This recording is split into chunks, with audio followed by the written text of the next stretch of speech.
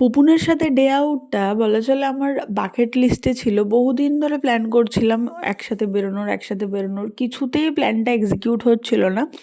এই video ক্লিপসগুলো almost 3 weeks আগের।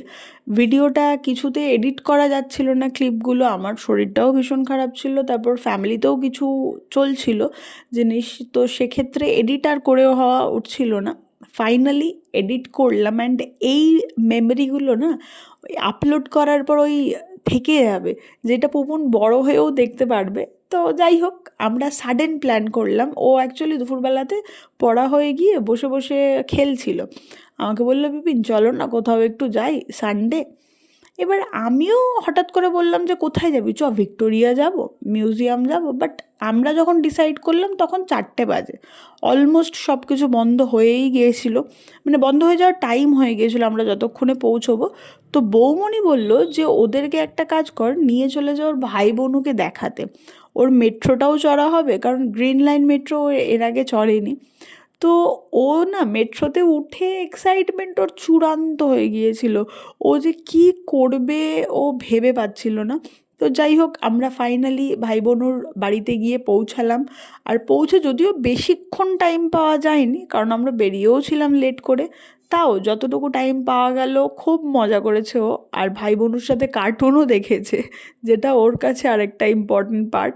আর এই যাতায়াতের পথে পুরো মেট্রোর লোকজন জেনে গেছে যে একটা বাচ্চা আছে যে মোটামুটি মেট্রোতে ট্রাভেল করছে ফার্স্ট টাইম, গ্রিন লাইন মেট্রোতে। আর শুধু মেট্রোর ভেতরের লোকজন না, প্ল্যাটফর্মে যারা দাঁড়িয়েছিল তারাও জানতে পেরে গেছে, কারণ ও কী করবে ভেবে পাচ্ছে না। প্রথম কথা, এই গ্রিন লাইন মেট্রোটা তুলনামূলক ফাঁকা ছিল সানডে যেহেতু, তো সানডের ফাঁকার জন্য ও প্রথম কথা হচ্ছে এসকেলেটারটাকে ও নাকি হাত দিয়ে থামাবে, দেন আবার হাত দিয়েই অন করবে। এটা ছিল ওর ফার্স্ট মোটো, সেটাও করতে যাচ্ছিল।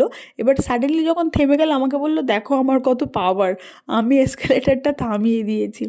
দেন তো মেট্রোর ভেতরে ঢুকে ও জিমন্যাস্টিক করেছিল, ভীষণ রকমের জিমন্যাস্টিক, যেটা পুরো মেট্রোর লোকজনা তাকিয়ে তাকিয়ে দেখছিল আর ভাবছিল যে কে এসছে রে, এরকম একটা ব্যাপার।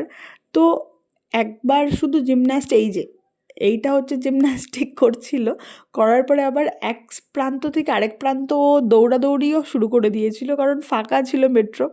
এত ফাঁকা মেট্রো ও ব্লু লাইন মেট্রোতে তো পাওয়া পসিবল নয়, তো ওইরকম দেখেও নি।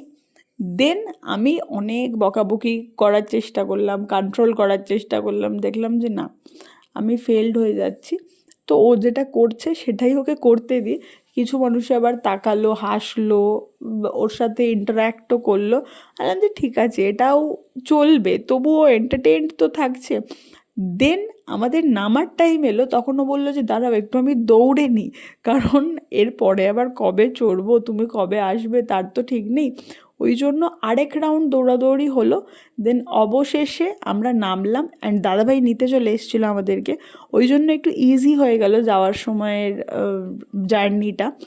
গিয়ে ভাই তো দিদিভাইকে অনেক দিন বাদে দেখে ভীষণ এক্সাইটেড হয়ে পড়েছে।